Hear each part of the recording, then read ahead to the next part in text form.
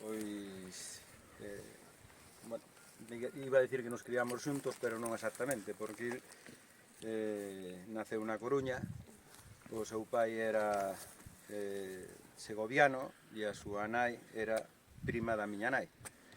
E, bueno, pertenecía a unha familia como de clase máis alta da que, bueno, eu era. E, bueno, de pequeno Sile sempre se juntaba para xogar cos fillos do cacique, do veterinario, do dentista, etc. E, bueno, nunca tivemos así, máis ben acabábamos sempre peleando. Pero unha vez, un día, que eu tiña 17 anos, íbase de excursión co fillo do veterinario e un ourense atropellou nun coche. E entón rompelle unha perna e tuvo que quedar ali na aldea máis tempo do normal, porque ele viña nas vacacións no Brao e, bueno, e ca perna rota tiña que estar na cama e non sei por qué eu acababa visitando e mentras que os outros colegas, os fillos do veterinario e do médico pasaban olímpicamente dele. E naquela casa, curiosamente, había un libro que se chamaba Sempre en Galicia. E empezamos a ler xunto mentras ele estaba convalesciente ali.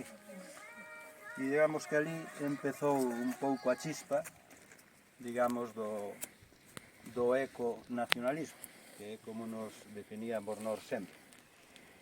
E, bueno, no ano 2000, perdón, en que ano era? No 81, estábamos os dous, ademais logo fixemos nos amigos e tal e cual, e decidimos ir a León a estudiar veterinario os dous xuntos.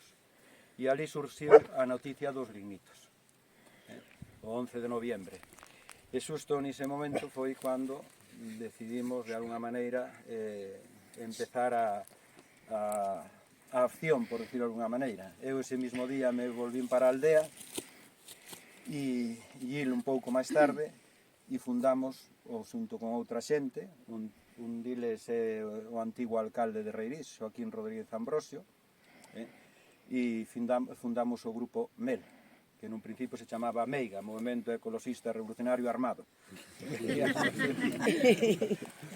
Bueno, e a partir de aí empezamos, bueno, o primeiro que fixemos cando foi da noticia desta dos lignitos foi coller o coche dos pais dil e achegámonos a Meirama e as Pontes. E cando vimos o que era aquilo, o que era unha explotación lignito, bueno, aqueles anos concientizou automáticamente de que eso non podía ser.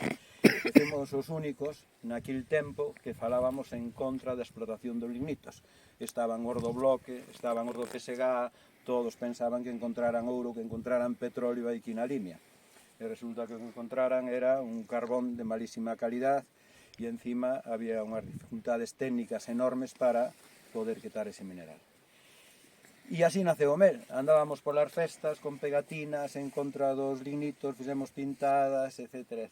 E desde entón non paramos uns anos máis que outros, pois de cando tiñamos ganas, pois, digamos, facer loita ecoloxista.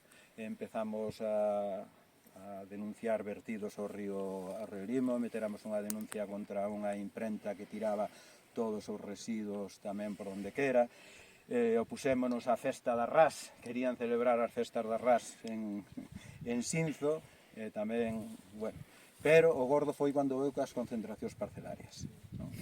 E nas concentracións parcelarias, pois, bueno, foi cando, digamos, empezamos a ser un grupo ecoloxista de verdad, empezamos a meter denuncias, incluso acabamos metendo unha denuncia á Unión Europea que conseguiu paralizar un decreto de concentración de Congostro.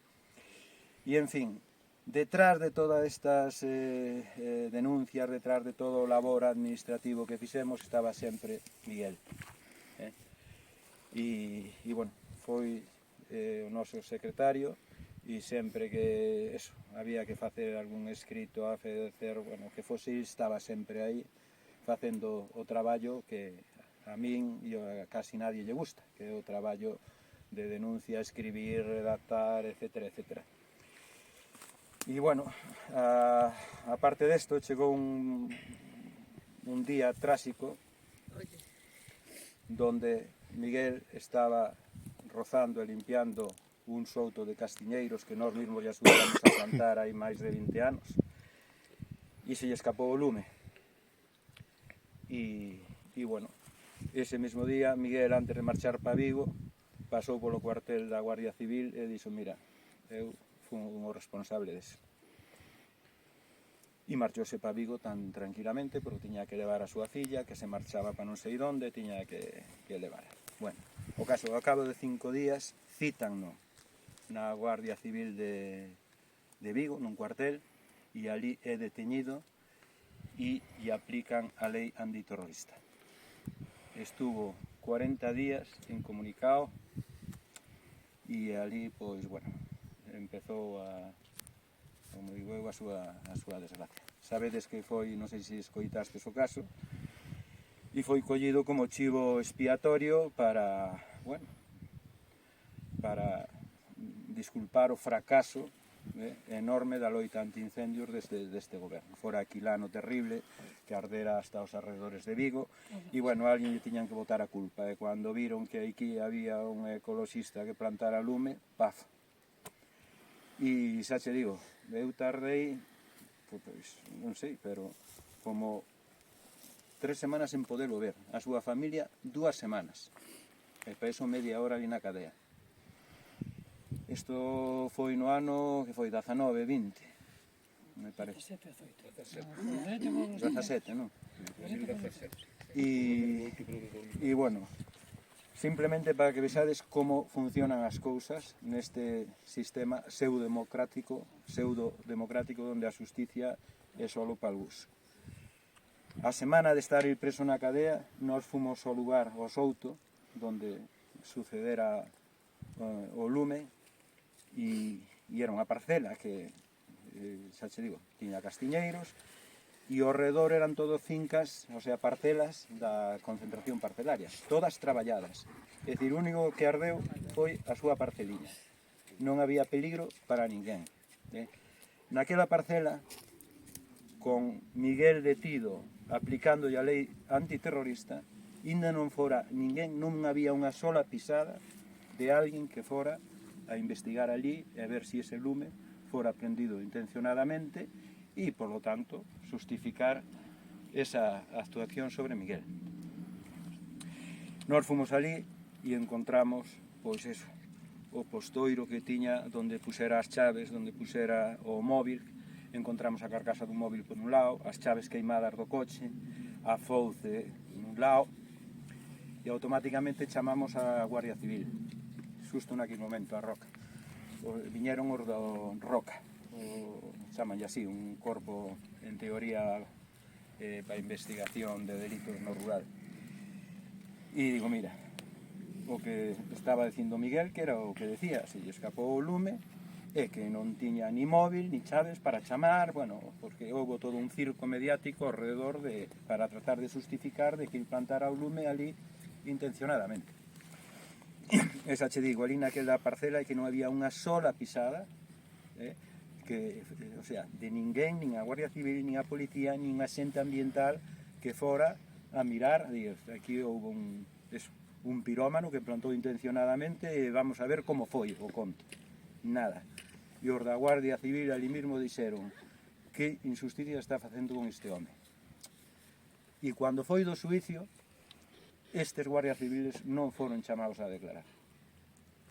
E a fiscal de Medio Ambiente, a señor Carmen Eirós, a señorita, pois, bueno, xa sabes, os quería condenar a 5 anos de cárcel e, bueno, por sorte, por cuestións de salud que tiña Miguel, pois se lle foi reducindo e ao final, pois a cousa, a verdad que quedou en nada, porque o xuez xa se deu conta que non tiña ni pés ni cabezas o que estaba facendo.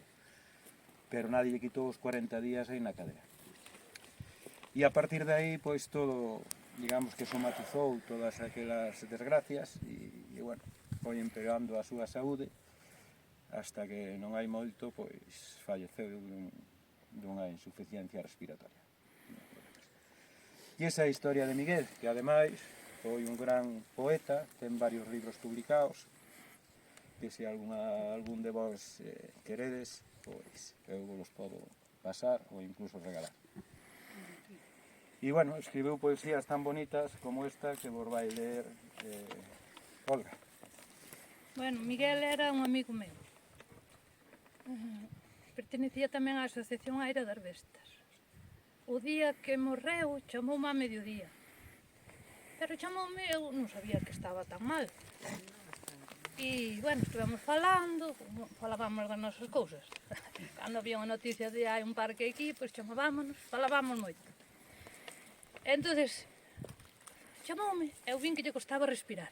E dixen, ai Deus, como está este home? Pero eu siguinho o rollo. E dixeme, Olga, vou che dicir unha cousa. Dixen, bueno, pois dime. E le rifábamos algunha vez. Dixen, mira, aunque teñas un cáncer, que non che impida seguir loitando. Dixen, home, vale, eu sigo loitando, como xa sei, pero se teño unha enfermedade grave, ao mellor deixo de facer. Dixo, pois non, que o sepas. E se o faz, non eres merecedora de ser a presidenta da Aira das Bestas. Dixeme aquilo. Deu, bueno, dixen, bueno, mirou Miguel, dixo, para o que lle deu. E á noite morreu. Entón vou ler aquí unha poesía que escribiu que é moi bonita. Onde queira que eu morra, enterraime ao pé dun carballo, alá na veiga, e deixai que os cogomelos medren ceibes arredor do carballo, que serei eu, co tempo. E non me convertirei en pó. As miñas partículas formarán parte do cerne, da cortiza, das canas. Impedí que derrumben o carballo. Eu, pois mentras ele vive, eu vivirei. Mentras agromen cada primavera as follas, e mentras haxa landras, eu vivirei. Deixai que as flores do outono enchan a miña tumba, que as follas secas sirvan de estrume. Permití que a chuva críe unha erva viscosa debaixo do carballo, e así eu vivirei